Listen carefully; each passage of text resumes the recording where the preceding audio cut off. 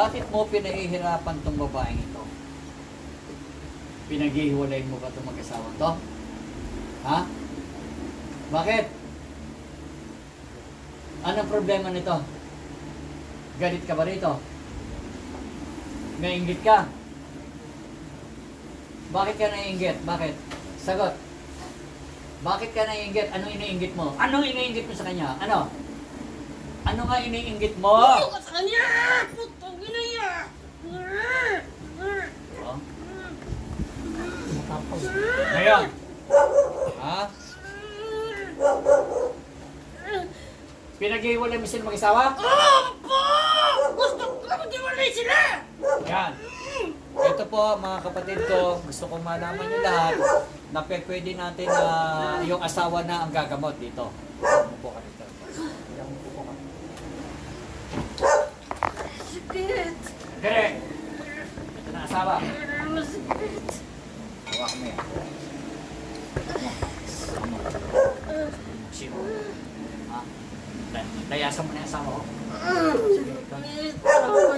Tigilan mo yung asawa ko. Kung ayaw mong titigilan, may mangyari sa'yo. Sa ganun ng Diyos Ama. Sige. Tigilan mo. Ayaw mo tigilan. Ba't gusto mong pahiwalayin yung magsawa to? Ayaw ko sama mo! Tangin mo! Sige. Ang puto, babae ko eh.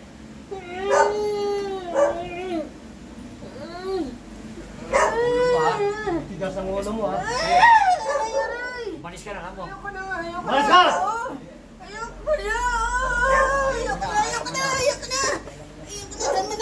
Anong pinaglagay mo dyan sa leeg ng babae ito?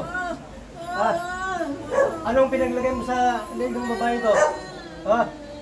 Ano yung bato? Tanggalin mo! Ayaw mo tanggalin? Tanggalin mo. Tanggalin mo. Tanggalin mo lahat! Tanggalin mo ko. Sige. Alisin mo lahat yan. Alisin mo lahat yan. Tama na. Sabi mo, humingi ka ng tawad sa Diyos. Humingi ka ng tawad sa Diyos. Humingi ka ng tawad. Para humingi kang tawag sa Diyos Ama. Sabi mo. Humingi kang tawag ng Diyos Ama.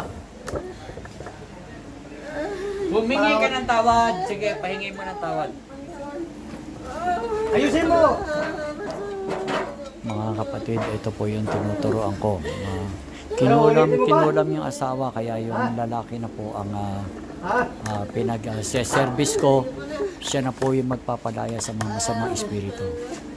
Sige. Ginan mo na yung babae ito.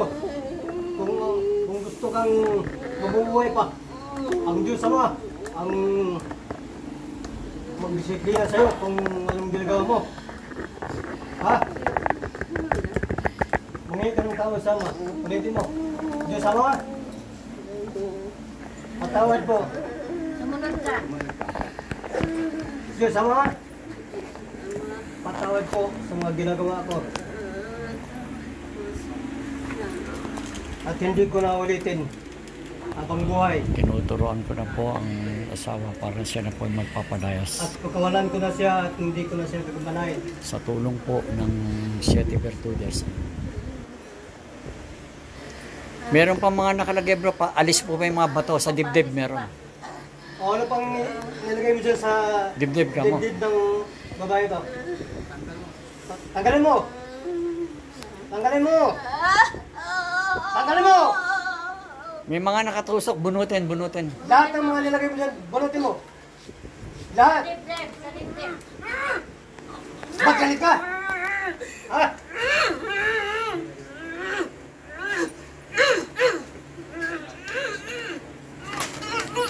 Oo, inaayos niya. Tama na. Wag, parusahan mo bro. Pinaparusahan ang asawa mo. Sige. Ipangako mo, hindi ka nang babalik ka mo. Bakit pinapersahan yung asawa ko? Bakit mo ginagambala? Ha? Dinadaya ka lang yan bro. Banata mo yan. Gusto ko asawa niya. Umalis mo! Umalis ka sa asawa ko! Umalis ka na! Tama na. Yeah. Gusto ko asawa niya. Sabi ganun. Ba't ka nakagusto sa asawa niya? Ha? Ha? Ano, bakit? Nakabahin na ng asawa niya. Gusto mo? Tama na! Basta yung asawa mo. Mangako ka, kamo, mangako ka, hindi ka na babalik. Makapasan yung sama. Hindi ka na babalik. Diyos sama. Hindi ko na biyumbarahin yung babaeng ito.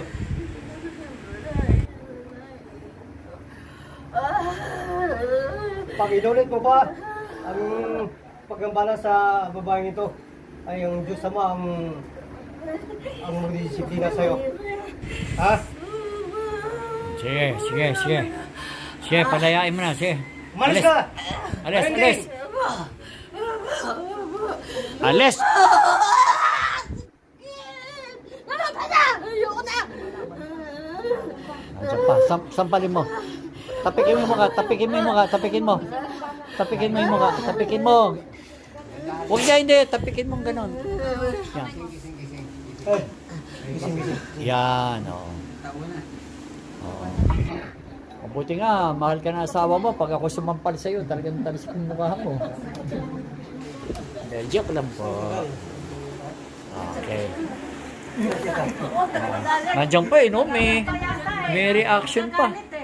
Teka. Sino siya? Umalis ka na ba o nandiyan ka pa? Umalis, ikaw na ba yan? Ikaw na? Ayan, kanina may ano pa no? Oh, sige. Sige, malaya na siya, okay?